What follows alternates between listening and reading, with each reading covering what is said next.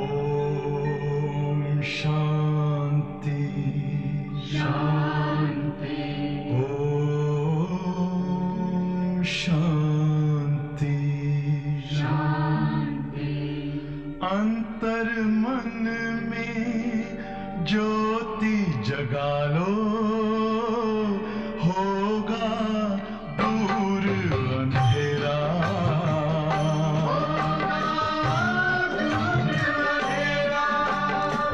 शिव का कर लो ध्यान, आ रहा पावन पुण्य सवेरा।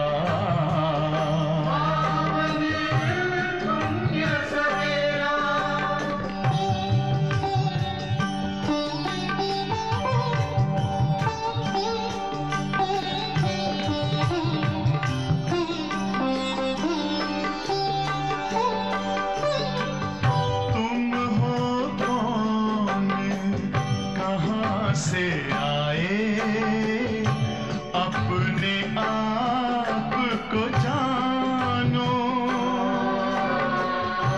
राजयोग के द्वारा अपना परम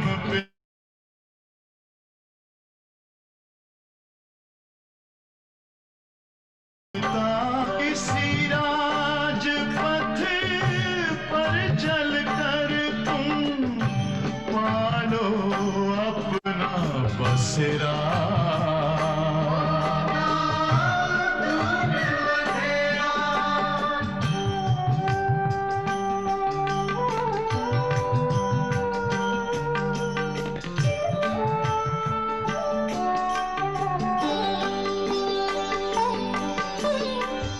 तुम हो आत्मा तन से न्यारे, परमात्मा को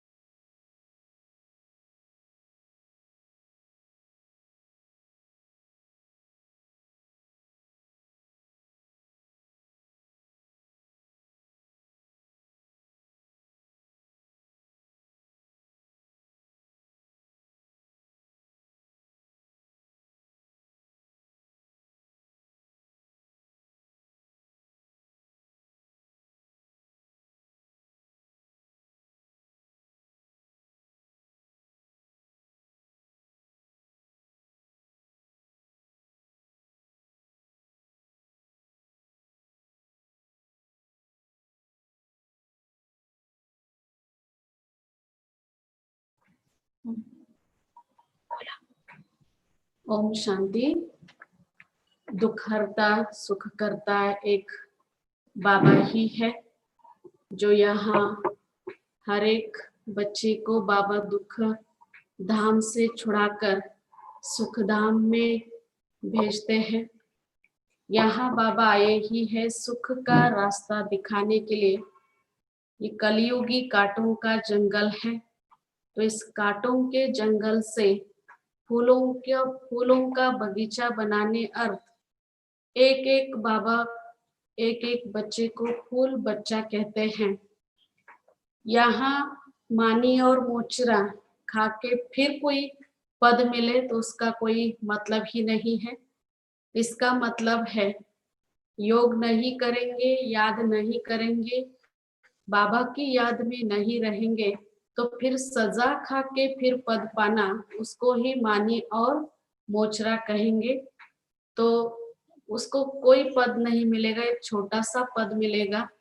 सजा खाने के पश्चात जो पद मिलेगा उसको मानी और मोचरा कहेंगे कि इधर सजा भी और फिर इधर छोटा सा पद, हल्का सा पद मिलेगा। तो ऐसा कोई काम नहीं करना है जिसमें बाबा का नाम बदनाम हो। तो हम सबसे ऊंच कुल के हैं, ब्रह्मा के बच्चे। ब्राह्मण जो है संगम युगी, वो सबसे श्रेष्ठ है और ब्रह्मा बाबा के ऊपर ज्यादा समझाना है। शिव बाबा कैसे ब्रह्मा के तन में आते हैं, भ्रुकुटी के तख्त पर बैठ के कैसे विराजमान होके हमें ज्ञान देते हैं, ये सबको स्पष्ट करके समझाना है। उन दिनों में ज्यादा तो ब्रह्मा बाबा को नहीं मानते थे। ये दादा लेखराज को आप यहाँ क्यों बिठाया है, ऐसे बहुत कुछ डिबेट वाद विवाद भी करते थे। इसलिए उनको ये समझाओ। उस समय भी बाबा ने कहा था कि ब्रह्मा ही कैसे विष्णु बनते हैं, ब्रह्मा ही विष्णु से फिर ब्रह्मा कैसे बनते हैं, ये राज जो गुह्य राज है वो समझाना है। और बाबा के पास भी 3 प्रकार के जो बच्चे हैं, 3 प्रकार के बच्चे कौन हैं, जो महारथी है, घोड़ेसवार है और प्यादे। जो पुरुषार्थ करने में जो स्पीड है वो हर एक का कैसे अलग अलग है, वो बाबा ने आज समझाया है। घोड़ेसवार अर्थात जो बाबा कहते हैं, जो महारथी है वो बाबा के हर आज्ञा पर हर श्रीमत अनुसार चलते हैं।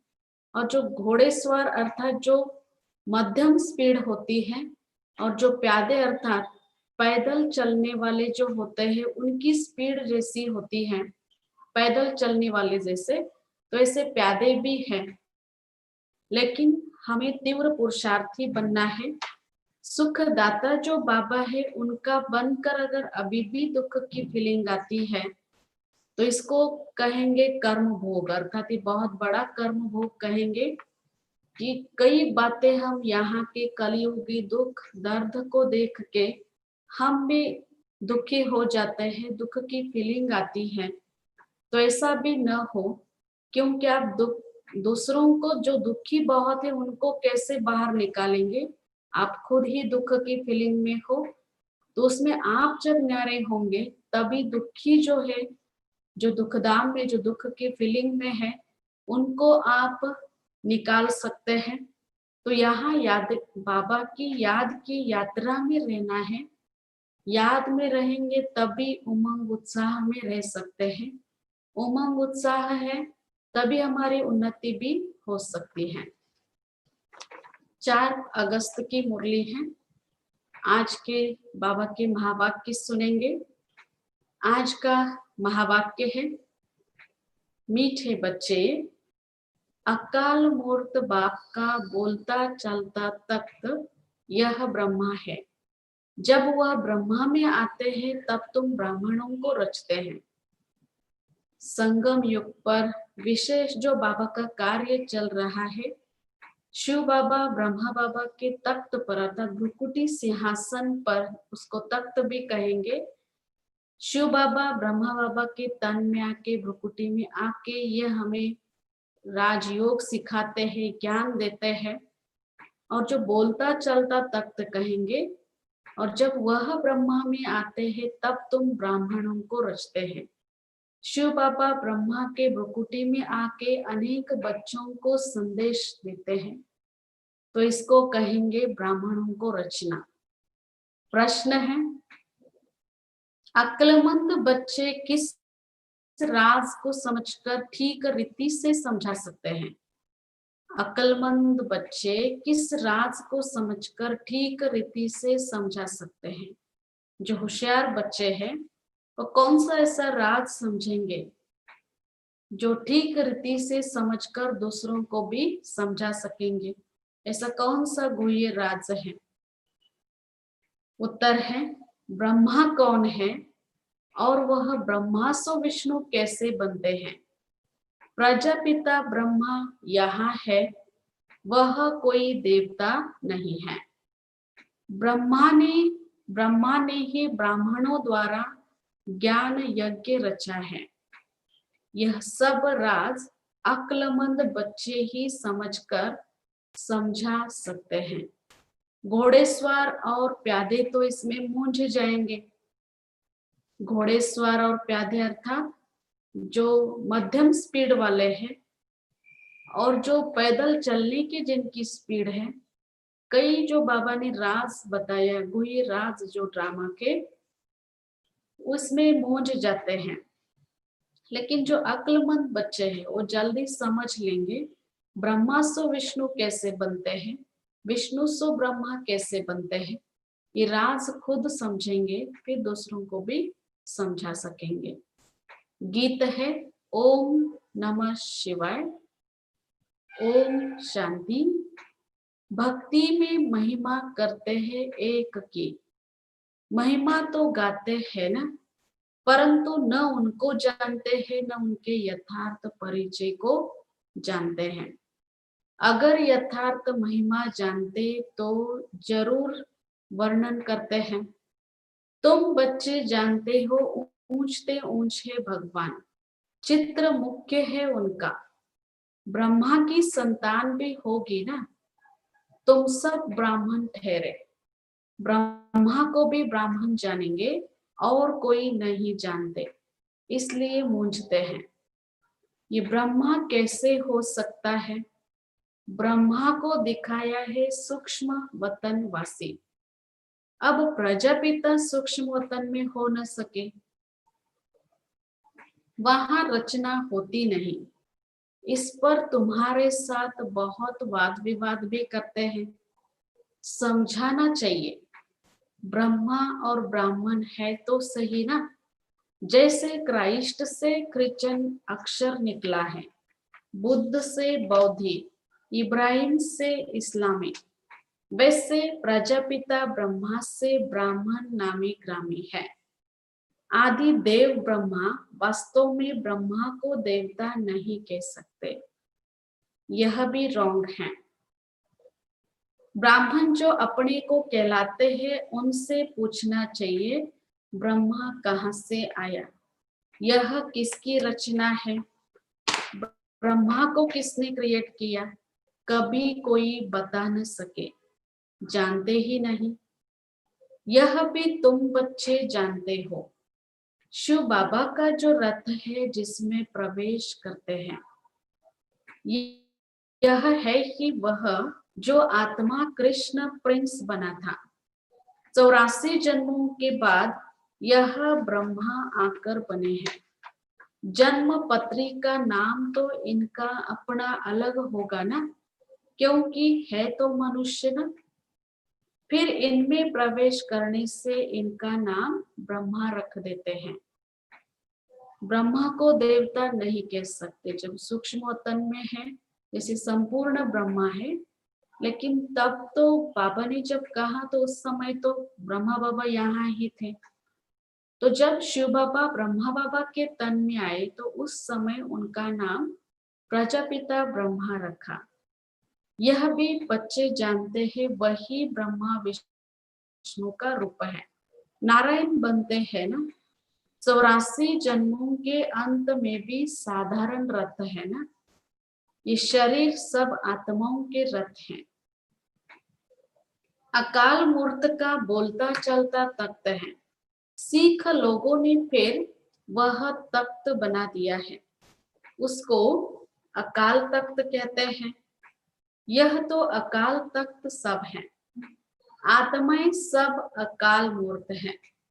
ऊंचते ऊंच भगवान कोई रथ तो चाहिए ना, रथ में प्रवेश हो बैठ नॉलेज देते हैं, उनको ही नॉलेजफुल भी कहा जाता है। रचता और रचना के आदि मध्य अंत का अर्थ दूसरा है।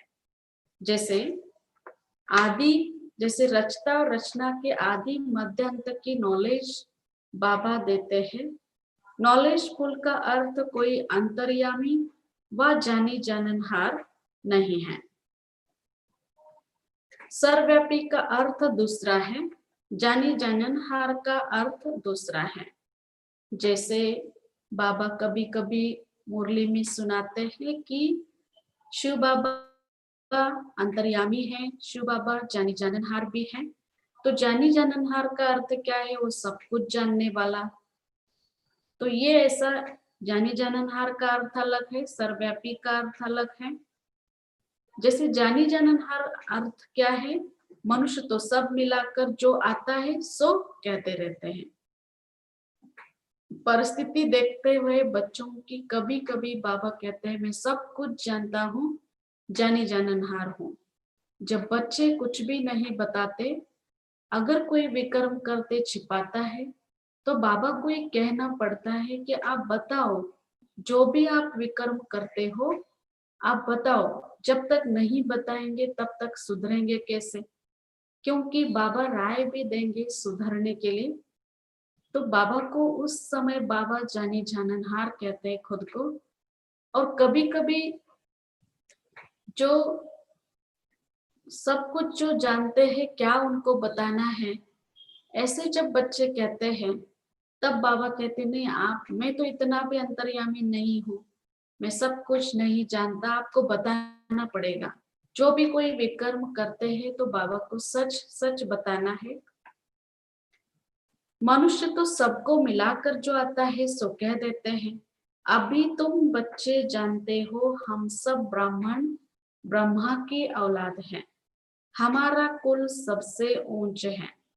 वो लोग देवताओं को ऊंच रखते हैं क्योंकि सतयुग आदि में देवता हुए हैं। प्रजापिता ब्रह्मा की औलाद ब्राह्मण होते हैं, यह कोई जानते नहीं सिवाय तुम बच्चों के। उनको पता भी कैसे पड़े, जबकि ब्रह्मा को सूक्ष्म वतन में समझ लेते हैं। वह जिस्मानी ब्राह्मण अलग है, तो पूजा करते हैं, धामा खाते हैं। तुम तो धामा आदि नहीं खाते हो। ब्रह्मा का राज अभी अच्छी रीति समझाना पड़ता है।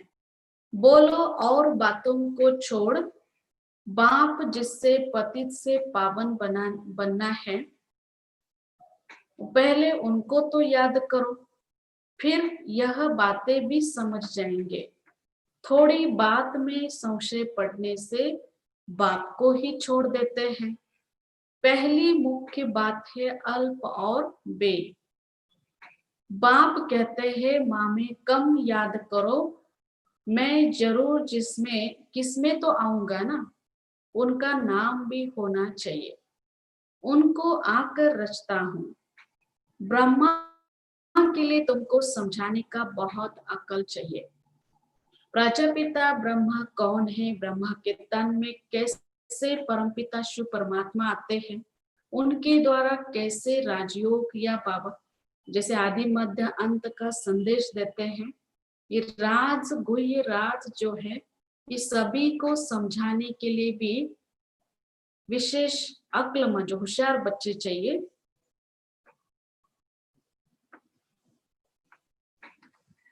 बोलो और बातों को छोड़ दो, जिससे पतित से पावन बनना है उसको तो पहले याद करो। प्यादे घोड़ेस्वार मूंज पड़ते हैं, अवस्था अनुसार समझाते हैं ना। जिसमें ज्ञान है वो योग भी बहुत अच्छा करेंगे। तो ज्ञानी है तो ज्ञान अपने में धारण करके जो पुरुषार्थ की स्पीड है वो बाबा ने अभी समझाया। अवस्था जो है, अवस्था भी कैसे अच्छी बनेगी, ज्ञान है जो यूज करते हैं ज्ञान को प्रैक्टिकल, वो तो उनकी अवस्था अच्छी होगी ही। और दूसरी बात, जो प्यादे और जो घोड़ेसवार हैं दोनों भी अच्छी रीति इतना नहीं समझा पाएंगे जिसको बाबा ने कहा अवस्था अनुसार ही समझाते हैं। प्रजापिता ब्रह्मा तो यहाँ है ना, ब्राह्मणों द्वारा ज्ञान यज्ञ रचते हैं तो जरूर ब्राह्मण ही चाहिए ना। प्रजापिता ब्रह्मा भी यहाँ चाहिए जिससे ब्राह्मण हो। ब्राह्मण लोग कहते भी हैं हम ब्रह्मा की संतान हैं, समझते हैं परंपरा से हमारा कुल चला आता है, परंतु ब्रह्मा कब था वह पता नहीं है।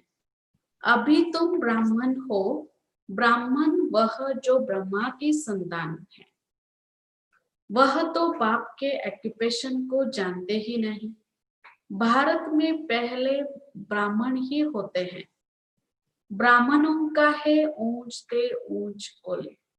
वह ब्राह्मण भी समझते हैं हमारा कुल जरूर ब्रह्मा से ही निकला होगा, परंतु कैसे कब वह वर्णन नहीं कर सकते।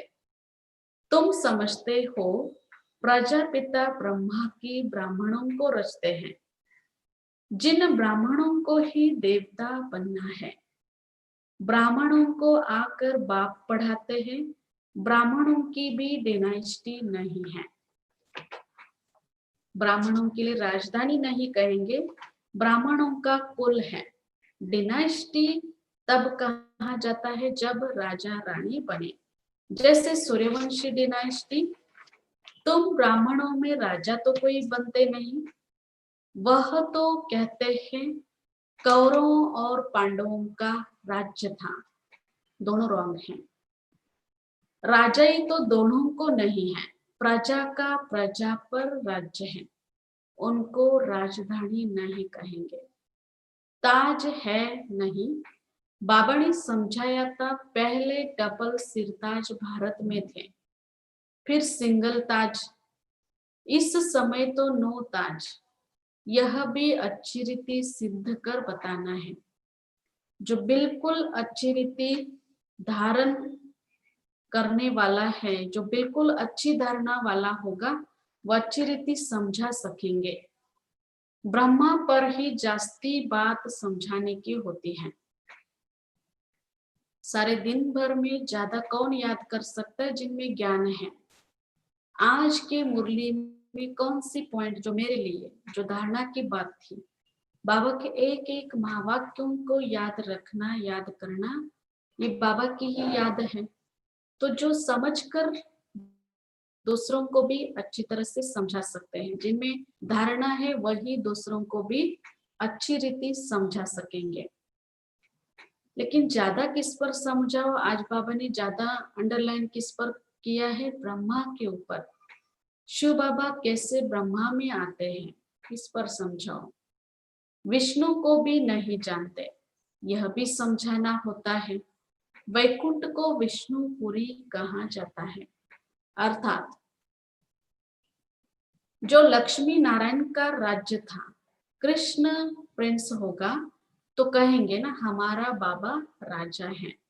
ऐसे नहीं कि कृष्ण का बाप राजा हो नहीं सकता, कृष्ण प्रिंस कहलाया जाता है तो जरूर राजा के पास जन्म हुआ है। जैसे ब्रह्मा ही कैसे कृष्ण श्री कृष्ण बनते हैं, ये भी राज बताओ। श्री कृष्ण को फर्स्ट प्रिंस कहा जाता है, इसका मतलब है उनके पिताजी भी राजा होगा। प्रिंस तो राजा का बच्चा ही होता है, तो जरूर है उनके पिता भी राजा है, राजा के पास ही जन्म लेता है। साहूकार पास जन्म ले तो प्रिंस थोड़े ही कहलाएंगे। राजा के पद और साहूकार के पद में रात दिन का फर्क तो हो जाता है। कृष्ण के बाप का राजा का नाम ही नहीं है।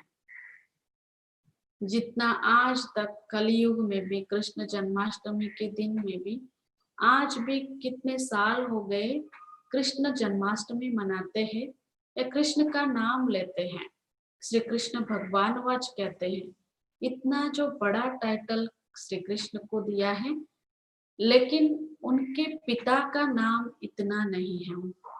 राजा अर्थात श्री कृष्ण का पिता भी राजा था, लेकिन उस राजा का नाम इतना गायन, इतना उनका नाम नहीं लेते। कृष्ण का कितना नाम वाला है, बाप का ऊंच पद नहीं कहेंगे, वह सेकंड क्लास का पद है, जो सिर्फ निमित्त बनते हैं कृष्ण को जन्म देने। यहाँ संगम युग पर कृष्ण को जन्म देने के लिए जो निमित्त बनते हैं उनको सेकंड नंबर दिया है, और first number first Prince Shri Krishna है। ऐसे नहीं कृष्ण के आत्मा से वह ऊंच पड़ा हुआ है, नहीं, कृष्ण ही सो फिर नारायण बनते हैं, बाकी बाप का नाम ही गुम हो जाता है तो जरूर ब्राह्मण, परंतु पढ़ाई में कृष्ण से भी कम है। जन्म देने वाला जो पिता है, फिर भी उन्होंने पढ़ाई श्री कृष्ण से भी कम किया है, इसलिए उनको सेकंड नंबर दिया गया। कृष्ण के आत्मा की पढ़ाई अपने बाप से ऊंच थी, तब तो इतना नाम होता है। ऐसे कलयुग में भी होता है, पिता से भी पढ़ाई पढ़कर बच्चा बहुत ऊंच चले जाता है, अर्थात ऊंच पद पर जाता है पढ़ाई पढ़कर। तो वैसे ही सतयुग में भी कृष्ण को जन्म देने वाला जो पिता है, उन्होंने इतनी पढ़ाई नहीं की, लेकिन श्री कृष्ण ने ज्यादा पढ़ाई की, तो उनको फर्स्ट नंबर मिला। तो है जरूर ब्राह्मण, लेकिन वैसे तो बाकी बाप के नाम बाप का नाम ही गुम हो जाता है। ऐसे नहीं कृष्ण की आत्मा से वह ऊंच पड़ा है, वह ऊंच पड़ा हुआ है, नहीं, कृष्ण ही सो फिर नारायण बनते हैं, बाकी बाप का नाम ही गुम हो जाता है। बाप का ऊंच पद नहीं है, वो सेकंड क्लास का पद है, जो सिर्फ निमित्त बनते हैं श्री कृष्ण को जन्म देने। कृष्ण का बाप कौन था, यह जैसे किसी को पता नहीं है, आगे चल मालूम पड़ेगा। वैसे बाबा ने कई गुह्य राज इसके पहले भी समझाया है, अभी भी समय अनुसार समझाते रहते हैं, समझाते रहेंगे। लेकिन कई बच्चों का ऐसे भी होता है कि पहले से कई बातें पूछ लेते हैं, तो बाबा भी कहते हैं भी ऐसे कोई प्रश्न पूछो नहीं तो ड्रामा का मजा ही चला जाएगा, कि कई बातें हैं जो बाबा अभी नहीं डिक्लेयर करते। कृष्ण के पिता कौन है, ये तो गुह्य राज है जो अभी नहीं बाबा बताएंगे, तो आगे चल सब मालूम पड़ेगा, बनना तो यहाँ से ही है। राधे के भी माँ बाप तो होंगे ना, जैसे कृष्ण के माता पिता थे, वैसे राधे के भी माता पिता होंगे, परंतु उनसे राधे का नाम जास्ती है, क्योंकि माँ बाप कम पढ़े हुए हैं। राधा जो थी उनके भी माता पिता जो है उन्होंने भी पढ़ाई कम किया है, इसलिए उनको भी इतना उनका नाम नहीं है जितना नाम राधे का लेते हैं। जैसे राधे राधे कहते हैं, आज भी कलयुग में कितना नाम लेते हैं। राधा पंत भी है, अर्थात तो उनका राधा का नाम अभी तक भी कलयुग में है।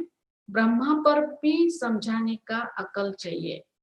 जैसे बाबा ने कहा राधे का नाम उनसे ऊंच हो जाता है, यह है डिटेल की बातें। बच्चों को समझाने के लिए सारा मदार है पढ़ाई पर। जो अच्छी रीति पढ़ाई पढ़ते हैं उनको ऊंच पद मिलता है, सब इकट्ठे तो नहीं आएंगे। जो पढ़ाई में पहले पहले होते हैं वहां भी वह पहले आएंगे। जो ज्ञान योग में इंटरेस्ट लेते हैं, जिन्होंने ज्यादा ज्ञान उठाया, जो अच्छी रीति से पढ़ाई पढ़ते, वो पहले नंबर में सतयुग में भी आएंगे। नंबर वार तो होते हैं ना, नंबर वार तो आते हैं ना, ये बड़ी महीन बातें हैं। कम बुद्धि वाले तो धारणा कर न सके, नंबर वार तो जाते हैं।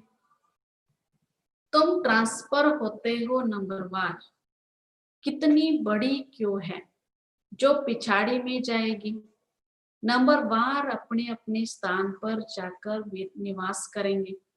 सबका स्थान बना हुआ है। ये बड़ा वंडरफुल खेल है, परंतु कोई समझते नहीं है। इनको कहा ही जाता है कांटों का जंगल। यहाँ सब एक दूसरे को दुख देते रहते हैं। वहां तो नेचुरल सुख है, यहाँ है आर्टिफिशियल सुख। रियल सुख एक बाप ही देने वाला है।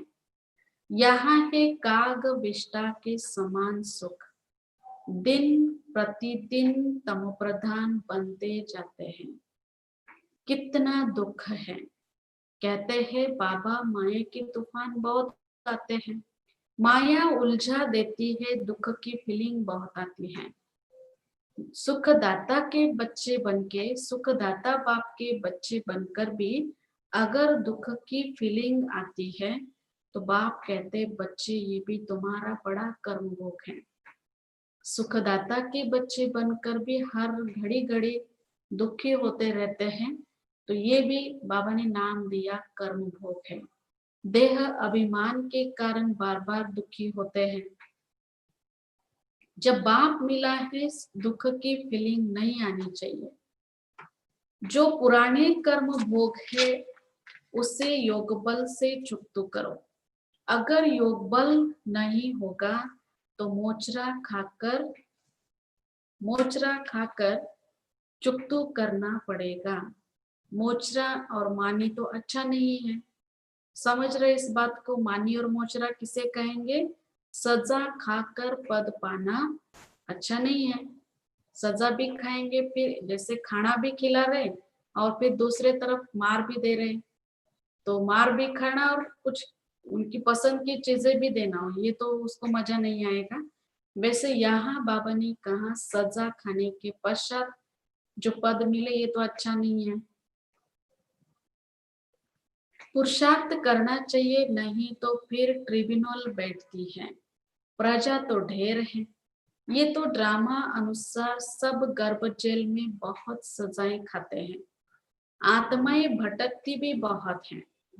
कोई कोई आत्मा बहुत नुकसान करती है। जब कोई में अशुद्ध आत्मा का प्रवेश होता है तो कितना हैरान होते हैं।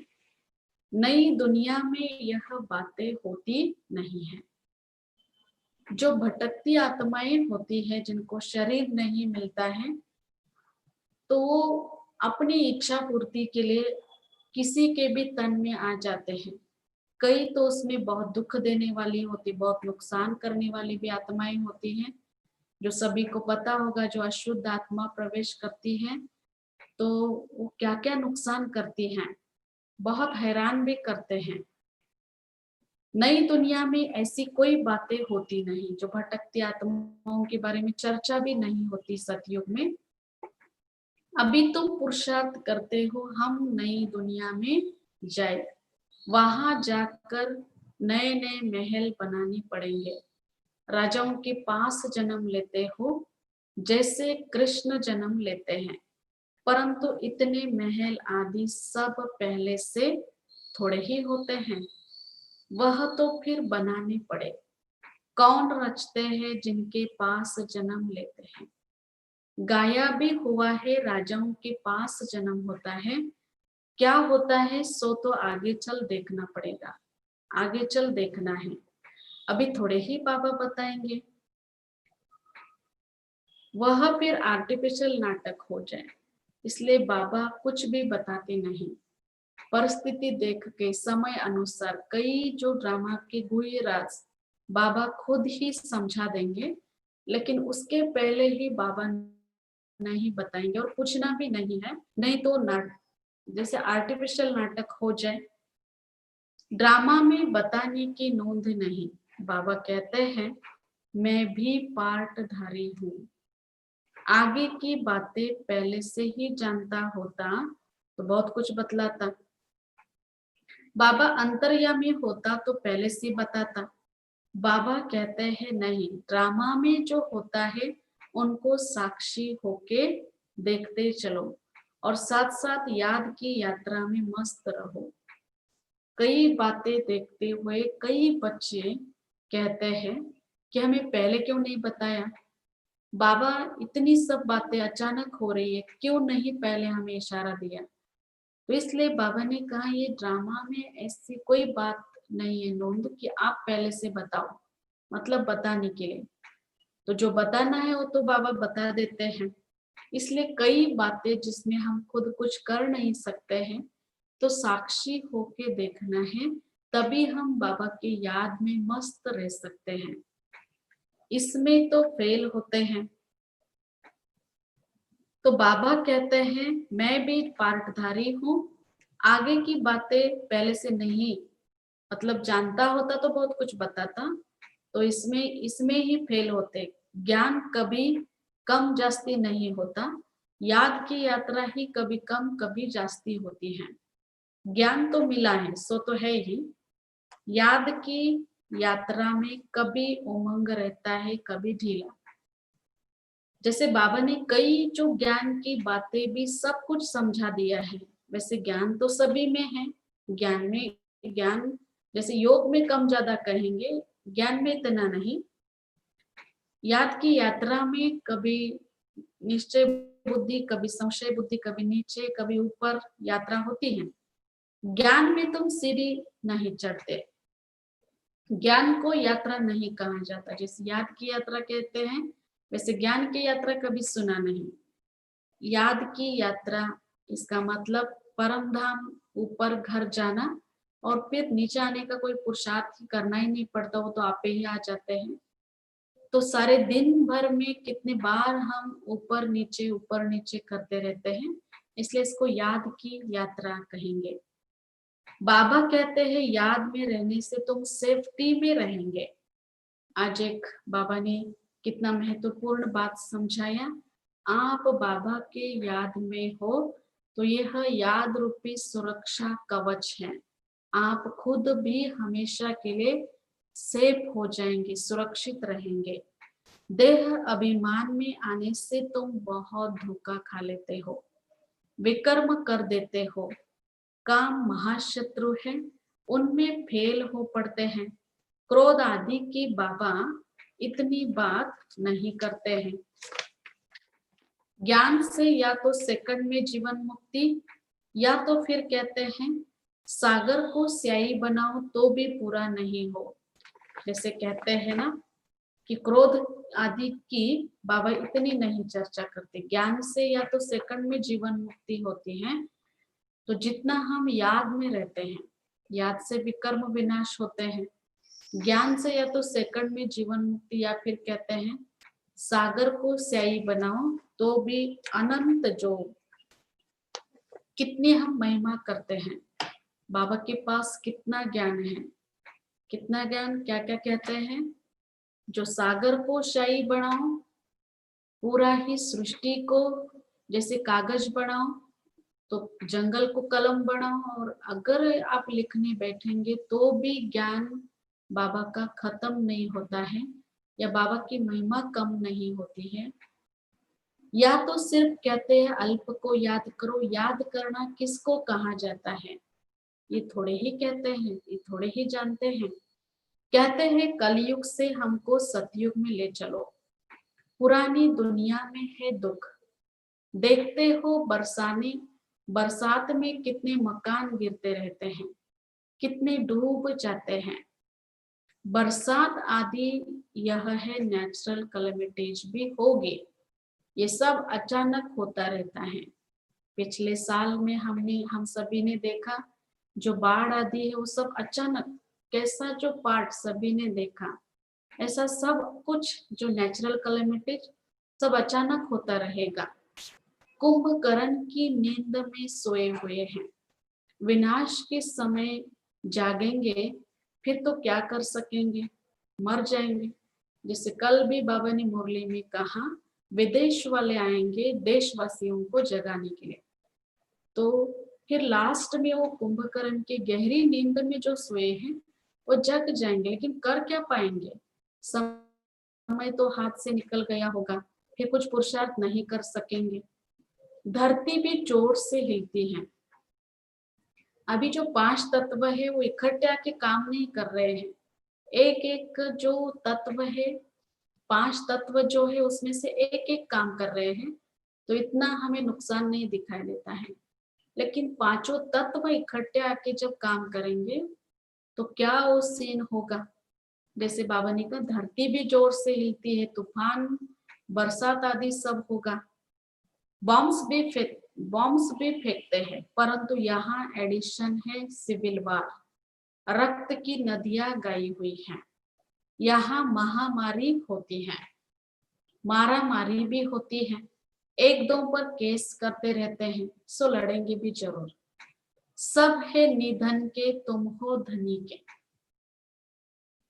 कोई लड़ाई आदि तुमको नहीं करनी है, ब्राह्मण बनने से तुम धनी के बन गए।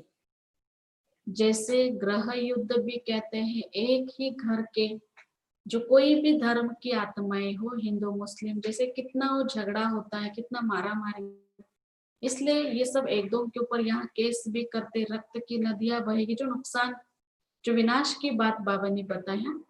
कोई लड़ाई आदि तुमको वैसे नहीं करनी है, ब्राह्मण बनने से तुम धनी के बन गए। धनी बाबा को कहेंगे या तो पति को कहते, जो घर में जो मालिक होते हैं, मालिक होता है जो पूछेंगे, पूछने वाला कोई तो है घर में। जैसे कहते हैं ना, बच्चे ज्यादा आवाज में आते हैं या झगड़ा आदि करते हैं तो बाहर वाले कोई पड़ोसी भी कहेंगे क्या आपका कोई धनी धोनी नहीं है, आपको कोई पूछने वाला नहीं है।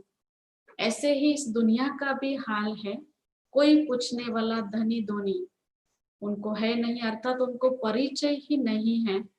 यहाँ शिव बाबा आ चुका है, स्वयं भगवान आके वो उनका कार्य भी कर रहा है।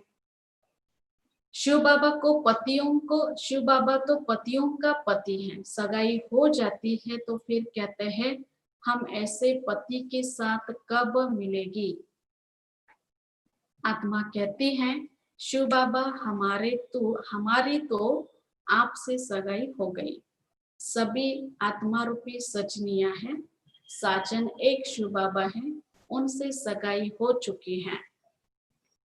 अब आपसे हम कैसे मिले। कोई तो सच लिखते हैं, कोई तो बहुत छिपाते हैं, सच्चाई से लिखते नहीं कि बाबा हमसे यह भूल हो गई।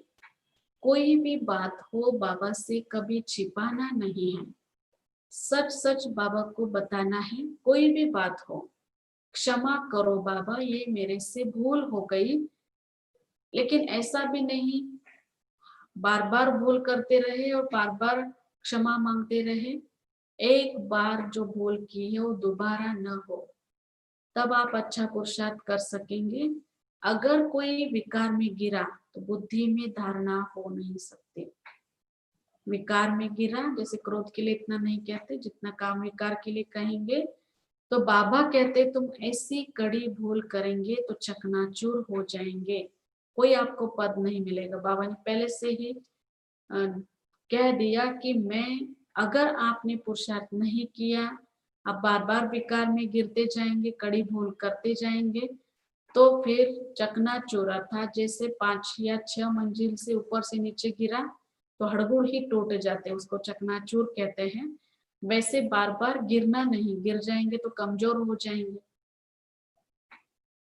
तुमको हम गोरा बनाने के लिए आए हैं, फिर तुम काला मुंह कैसे करते हो। भल स्वर्ग में आएंगे, पाई पैसे का पद पाएंगे, राजधानी स्थापन हो रही है। कोई तो हार खाकर जन्म जन्मांतर के पद भ्रष्ट हो जाते हैं, कहेंगे बाबा से तुम यह पद पाने आए हो। बाबा इतना ऊंच बने, बाप इतना ऊंच बने, हम बच्चे फिर प्रजा थोड़े ही बनेंगे। बाप गद्दी पर हो और बच्चा दास दासी बने, कितनी लज्जा की बात है। पिछाड़ी में तुमको सब साक्षात्कार होंगे, फिर बहुत पछताएंगे, नाहिक ऐसा किया। सन्यासी भी ब्रह्मचर्य में रहते हैं तो विकारी सब उनको माथा टेकते हैं। पवित्रता का कितना मान है, किसकी तकदीर भी नहीं है तो बाप आकर पढ़ाते हैं, फिर भी गफलत करते रहते हैं, याद ही नहीं करते, बहुत विकर्मी बन जाते हैं। तुम बच्चों पर अब है बृहस्पति की दशा, इससे ऊंच दशा और कोई होती नहीं। दशाएं भी चक्कर लगाती रहती हैं तुम बच्चों पर। जैसे आज बाबा ने एक उल्हना देते हुए कहा, जिसकी तकदीर में नहीं है वो कैसे याद करेंगे। कितना बाबा सिखाते हैं, समझाते हैं, कितनी बार वही बात रिपीट करते हैं, फिर भी कई बच्चे हैं वो अच्छी रीति ध्यान से पढ़ाई नहीं पढ़ते या बार बार गफलत करते रहते हैं, तो फिर वो याद नहीं करते हैं, तो फिर वो विकर्म करते रहते हैं। इसलिए बाबा ने कहा कि बच्चों के ऊपर भी दशाएं चक्कर लगाती रहती हैं। अच्छा, मीठे मीठे सिखिलते बच्चों प्रति माता पिता बाप दादा का याद प्यार और गुड मॉर्निंग। रूहानी बाप की रूहानी बच्चों को नमस्ते। रूहानी बच्चों की रूहानी माता पिता बाप दादा को याद प्यार, गुड मॉर्निंग और नमस्ते। धारणा के लिए मुख्य सार है, इस ड्रामा की हर सीन को साक्षी होकर देखना है। एक बाबा की याद में मस्त रहना है। याद की यात्रा में कभी उमंग कम न हो। ड्रामा की हर सीन को, जैसे आज बाबा ने पाठ पक्का कराया, अंडरलाइन कराया, कई बातें हम सभी जो दुख दर्द की बातें सुन रहे हैं, कई अचानक की बातें सुन रहे हैं, तो बच्चों की स्थिति हलचल में आ जाती है। तो हलचल में इसका भी कारण है देह अभिमान आ जाता है, जिस कारण दुखी भी होते हैं। इसलिए बाबा की याद में जो साक्षी है उनका ही बाबा साथी बनता है। तो बाबा की याद में मस्त रहना है। याद की यात्रा में कभी थकना नहीं है, हमेशा उमंग में रहना है।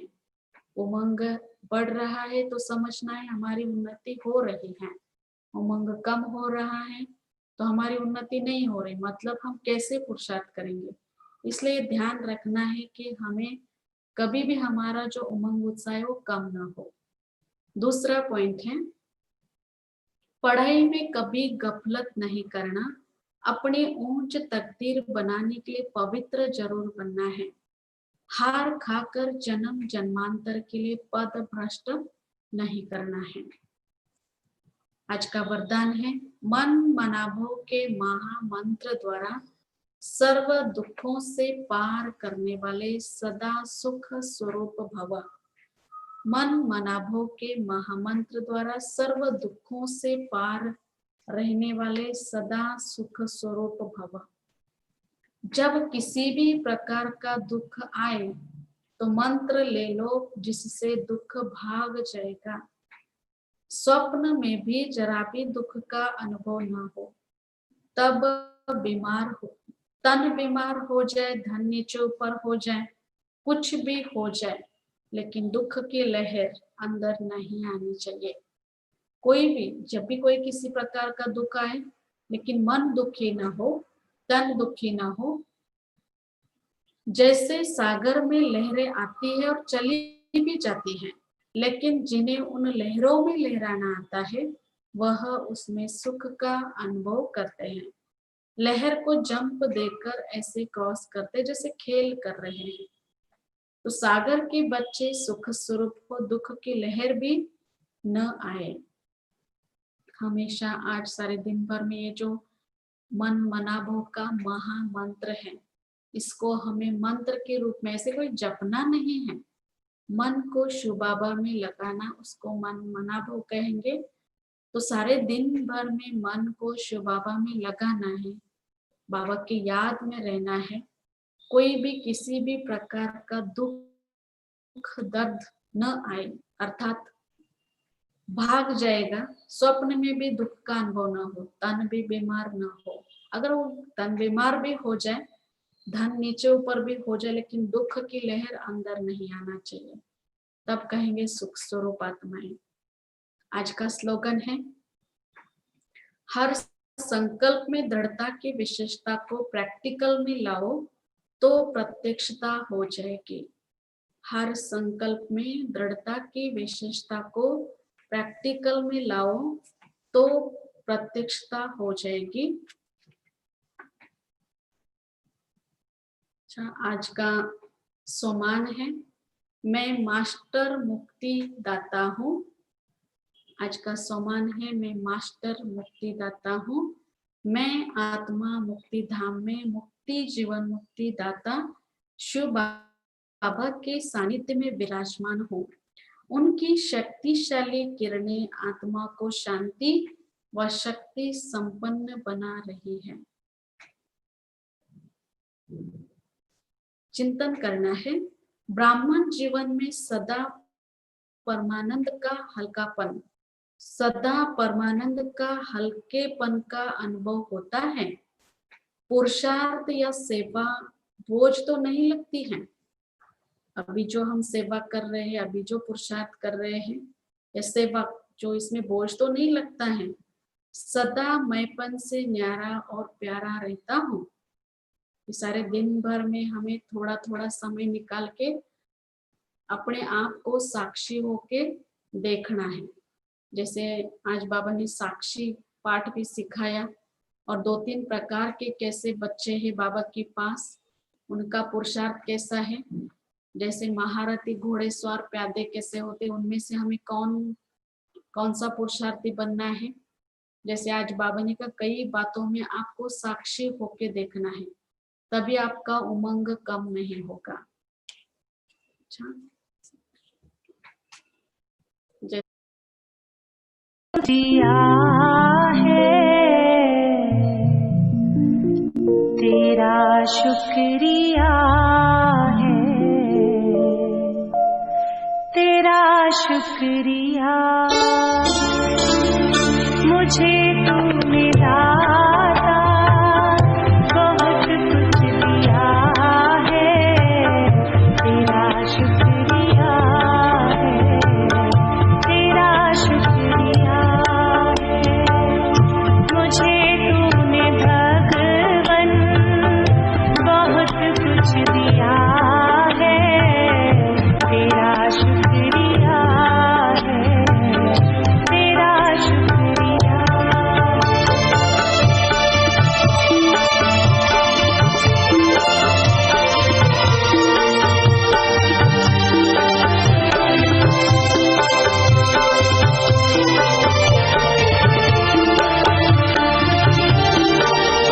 न मिलती अगर भी